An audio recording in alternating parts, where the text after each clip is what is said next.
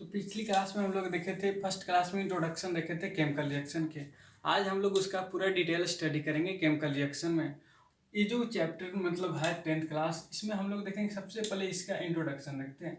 Introduction में class 10th science all board and all competitive exam, मतलब जितने भी कॉम्पिटिटिव एग्जाम होते हैं, सारे कॉम्पिटिटिव एग्जाम में 10th क्लास तक ही सारे साइंस के क्वेश्चन पूछे जाते हैं। और खास करके वैसे स्टूडेंट जो 10th क्लास के साइंस के all subject and all chapter पढ़ लेते हैं, उनसे सारे क्वेश्चन अप्रोक्सीमेटली बन जाते हैं। और सीबीएसई के लिए मतलब जितने भी सीबीएसई के बोर्ड हो, या फिर बिहार बोर्ड हो, या फिर एमपी बोर्ड हो, या फिर यूपी बोर्ड हो, सारे बोर्ड के लिए जो एनसीईआरटी होता है वो बहुत ही मस्ट होता है। इसलिए हर एक बच्चे को एनसीईआरटी पढ़ना नेसेसरी है। तो उसी में अगर फर्स्ट यूट्यूब पर अगर देखिएगा तो मेरे चैनल में दिया गया फर्स्ट इंट्रोडक्शन क्लास।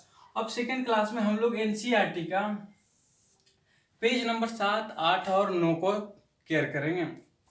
मतलब इसमें जितने भी पेज नंबर 7, 8, 9 में जितने भी रिएक्शन हैं, उस रिएक्शन के बारे में हम लोग स्टडी करेंगे। सबसे पहला जो रिएक्शन था कॉम्बिनेशन रिएक्शन। कॉम्बिनेशन रिएक्शन, अब इस कॉम्बिनेशन रिएक्शन का ही हिंदी होता है संयोजन अभिक्रिया। संयोजन अभिक्रिया। अब इस संयोजन अभिक्रिया का सिंपल डिफाइंड, अगर इंग्लिश या हिंदी, डिफिनेशन दोनों का सेम होता है। अगर हम इंग्लिश में बोले तो भी सिंपल है, हिंदी में बोले तो भी सिंपल है। जैसे इंग्लिश में कर सकते हैं व्हेन टू या more than two compound react with each other and form a single compound is known as the combination reaction. Hindi में इसी को अगर डिफाइन करना होगा तो जो या दो से अधिक यौगिक तत्व जब आपस में मिलते हैं तो एक नए यौगिक का निर्माण करता है। उस अभिक्रिया को हम लोग बोल देते हैं संयोजन अभिक्रिया।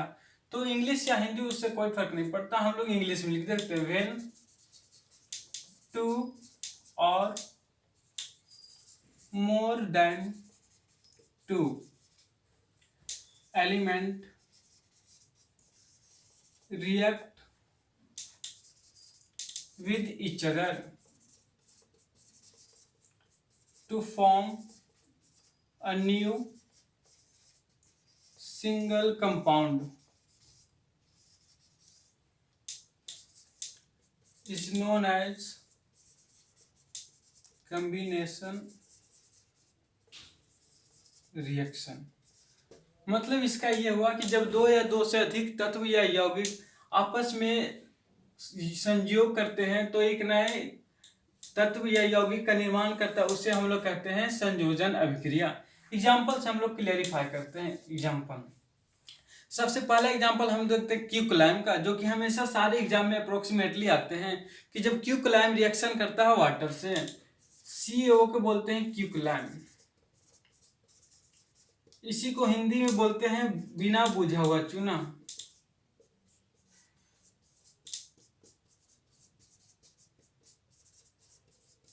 जब वाटर से रिएक्शन करता है तो क्या कंपाउंड बनता है? लेफ्ट साइड को हम रिएक्टेंट बोलते हैं, राइट साइड के प्रोडक्ट बोलते हैं। ये ऑलरेडी हम लोग जानते हैं। अब ये जो क्यूक्लाइम होता है ये सॉलिड स्टेट में होता है और वाटर लिक्विड स्टेट में होता है। जब क्यूक्लाइम वाटर से रिएक्शन करता है तो ड्यूरिंग द रिएक्शन के दौरान बनाता है स्लैक्ड लाइम। ये हमारा स्लैक्ड लाइम मतलब बिना बुझा हुआ चूना, इसको बोल देते हैं स्लैक्ड लाइम। ये बिना बुझा हुआ चूना है, जब रिएक्शन करता है तो प्रोडक्ट में बन जाता है बुझा हुआ चूना। बुझा हुआ चूना। और ये जो बुझा हुआ चूना होता है, यह जो होता है यह एक्वस फॉर्म में होता है। एक्वस फॉर्म में होता है।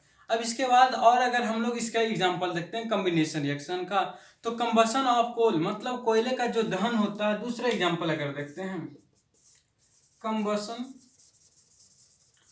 ऑफ कोल, कोयले का दहन। कंबशन ऑफ कोल भी एक एग्जांपल है किसका? कॉम्बिनेशन रिएक्शन का। जैसे कंबशन अगर देखते हैं तो कार्बन एक को कहीं अप्रूव है। अब कार्बन जब रिएक्शन करता है ऑक्सीजन से, ऑक्सीजन गैस है, जब कार्बन ऑक्सीजन से रिएक्शन करता है तो गैस के रूप में CO2 रिलीज हो जाता है। यहाँ देखो दो कंपाउंड आपस में रिएक्ट किया, एक नए कंपाउंड का फॉर्मेशन हो गया, यह कार्बन डाइऑक्साइड हो गया। यह जो सिंबल है, ये ऊपर एरो का मतलब होता है गैस। एरो तीन तरह से हम लोग दिखाते हैं। अपर एरो का सिंबल बताता है कि ये गैस है, नीचे एरो का सिंबल बताता है कि प्रिसिपिटेट है। प्रिसिपिटेट हिंदी में बोलते अपक्षेप, ये सिंबल है। इसमें अगर हम लोग कॉम्बिनेशन रिएक्शन का तीसरा एग्जांपल देखते हैं, तो अगर हम लोग वाटर को हाइड्रोजन को जब रिएक्शन करते हैं ऑक्सीजन से, तो वाटर का फॉर्मेशन होता है। यह लिक्विड है, ये भी गैस है और ये भी गैस है।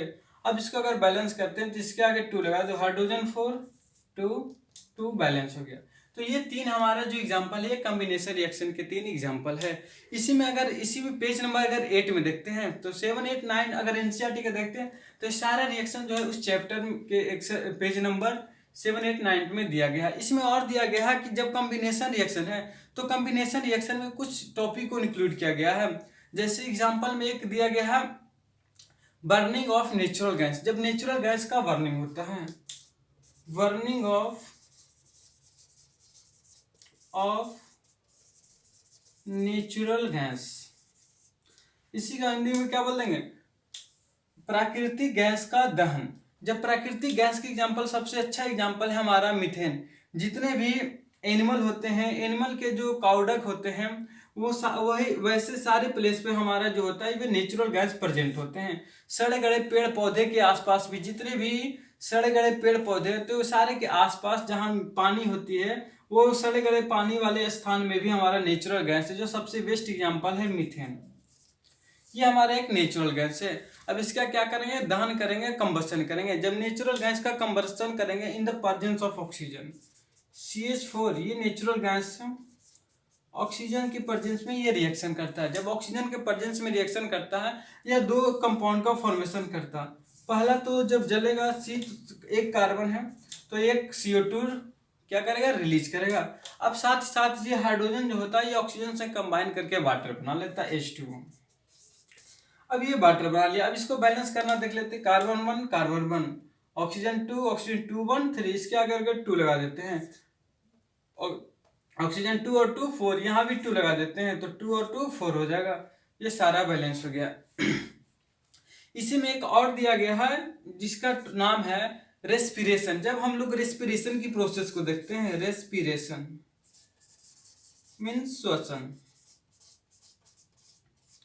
तो जब हम लोग श्वसन करते हैं तो श्वसन के दौरान हम लोग देखते हैं कि हम लोग जो खाना खाते हैं, वो क्या होता है, ग्लूकोज होता है, कार्बोहाइड्रेट होता है। अब जो हम लोग खाना खाते हैं और साथ ही साथ खाने के बाद हम लोग रेस्पिरेशन के फॉर्म में हम लोग ऑक्सीजन गैस लेते हैं, तो वह खाना क्या होता है, डिकम्पोज होता है। और खाना डिकम्पोज होकर के हम लोग CO2 रिलीज करते हैं, साथ साथ यूरिन के फॉर्म में वाटर रिलीज करते हैं, और हम लोग को ATP के फॉर्म में एनर्जी मिलता है। जैसे एग्जाम्पल देख रहे हैं, C6H12O6, ये ग्लूकोज का फार्मूला है, ग्लूकोज।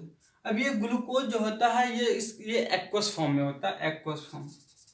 हम लोग फूड पार्टिकल को एंटर कर लिए, अब हमारे बॉडी में गया। अब हम लोग इसको रेस्पिरेशन से डिकम्पोज करेंगे। रेस्पिरेशन के रूप में हम लोग ऑक्सीजन को क्या करते हैं, ऑक्सीजन को हम लोग एंट्री लेते हैं। जब ऑक्सीजन को इनहेल करते हैं, अब ये ऑक्सीजन जो होता है हमारे ग्लूकोज को ब्रेक डाउन करता है, डिकम्पोज करता है, और डिकम्पोज करके क्या होता है, CO2 कार्बन डाइऑक्साइड और वाटर रिलीज कर देता है। कार्बन डाइऑक्साइड जो होता है ये हमारे नेसल द्वारा बाहर चल जाता है, नाक द्वारा बाहर चल जाता है। और ये जो पानी होता है, पानी तो हमारे कुछ बॉडी के पोर से सिक्रीट हो जाते हैं स्वेट के रूप में, और कुछ जो पानी होता है वो यूरिन के फॉर्म में निकल जाते हैं, और साथ साथ हम लोग को एनर्जी मिलता है ATP के फॉर्म में। इसका फुल फॉर्म होता है एडिनोसाइन ट्राइफॉस्फेट। अब इसको अगर बैलेंस करना होगा तो यहाँ कार्बन 6 है, यहाँ 6 लगा देंगे, और इसके आगे भी 6 लगा देंगे, इसके आगे भी 6 लगा देंगे, सारी जगह 6 लगा देंगे तो ऑटोमेटिक क्या हो जाएगा, बैलेंस हो जाएगा। अब इसी में कुछ और बचा हुआ, इसके बाद का कॉम्बिनेशन रिएक्शन में ये सारा टॉपिक पढ़ना था। अब इसके बाद हम लोग देखते हैं कॉम्बिनेशन रिएक्शन के बाद हम इसमें और एक और इसमें अगर देखते हैं तो इसमें एक और टॉपिक में दिया गया था डिकम्पोजिशन ऑफ वेजिटेबल। मतलब शाक सब्जियों का भी वेजिटेबल जो होता है वो डिकम्पोजिशन रिएक्शन का ही एग्जाम्पल है। ये सारा एनसीईआरटी में दिया हुआ है। इसके बाद का रिएक्शन देखते हैं।